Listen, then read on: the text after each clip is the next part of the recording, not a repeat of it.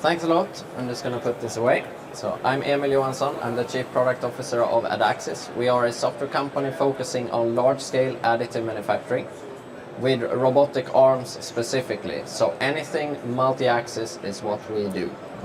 And I will start by showing this, which is a couple of images of the kind of parts that our customers are producing. It goes from metal to polymer to concrete and everything in between. My favorite one is chocolate. And as you can see, we are handling a wide variety of different robotic arms and different processes. But here today, of course, I am at the CEAD stand, and we have a great collaboration with CEAD, where we are doing very specific integrations to support the CEAD FlexBot. And this shows what we call AdaOne for FlexBot. So it was launched last year, and it has some specific features that allows it to work very quickly with the FlexBot system. For example, raft generation, and also a scan to mill option that we are really excited about. Here showing how to design a tool automatically with a raft that allows you to print this tool, and of course then the actual printing is where it gets exciting. Everything in software is always a little bit less impressive, I think. So our product is called AdaOne. We have a single product, and it's a desktop application that allows you to do programming of robotic arms for very advanced applications. So typically a robot might be used to do pick and place. That's 100 instructions. But for 3D printing, you need to do maybe millions of instructions to do a complicated part. And that goes the same for milling. So here you can see the interface with one of the FlexBots integrated.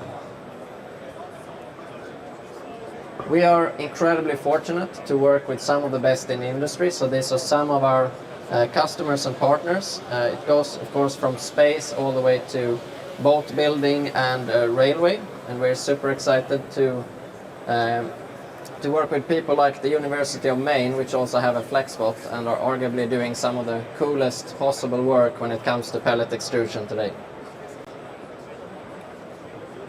We are also very fortunate to be part of a great ecosystem, so we have tremendous amount of material suppliers and OEMs in robotic 3D printing today.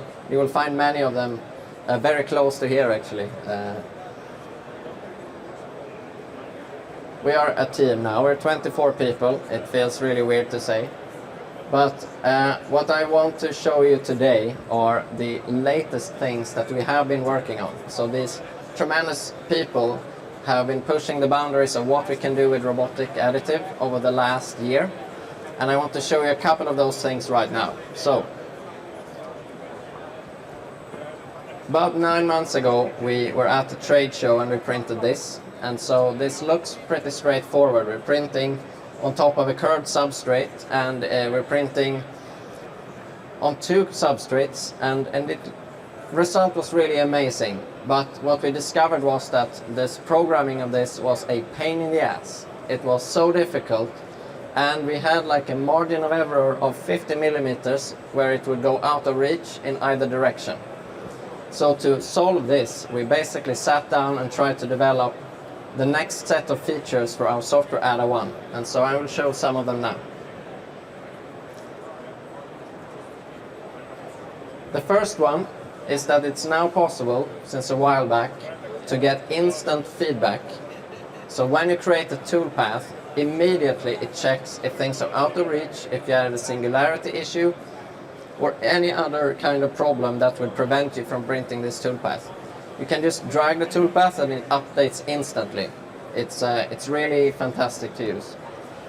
The second is that it's now possible to do very local editing. So what we discovered when printing these complex parts was that in some areas we had to twist the tool, twist the arm of the robot a little bit to get better reachability. This was solved with the first version of our toolpath editor, which we have now perfected, and it allows you to locally modify the position, motion, tool orientation, and insert pauses, and you can interpolate all of your changes throughout the part. So it's really, really flexible. The next thing is when you want to print multiple things. It's always been a little bit annoying because you generate typically one robot program for each part and then you do some manual stitching.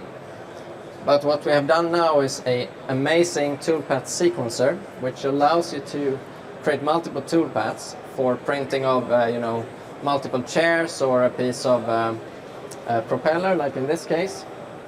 And then you can use our new editor, our new sequencer, in order to stitch them together in the exact order you want. For example, for thermal management when you're doing WAM, or for distortion control where you're doing pellet extrusion. So this is something that is really improving the flexibility when doing this kind of programming now. The final thing, which we are now also demoing live in our booth just close to here, is a new monitoring that we've also been working on, and we're showing it specifically for a Yaskawa controller live in our booth. It allows us to connect to the controller and monitor every incoming data in order to certify parts based on the process, based on the robot motion, but based also on external sensors. So that's something that really allows us to go into production as the next step. It's very flexible, so we have integrated a bunch of different kinds of sensors, including line scanners, thermal cameras, and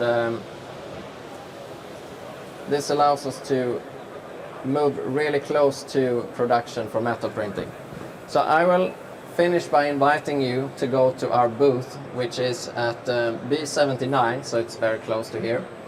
And you'll be able to see the monitoring live, play around with the software. We are doing live demonstrations, and best of all is that we have CNC Robotics on our booth doing a paste printing with a KUKA robot, which is incredibly satisfying to watch. So if you want something to do during lunch, that's a great idea, I think.